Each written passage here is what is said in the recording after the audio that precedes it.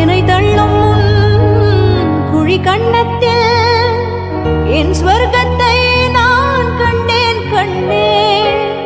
என்னை கிள்ளும் விரல் மெத்தைக்குள் என் முத்தத்தை நான்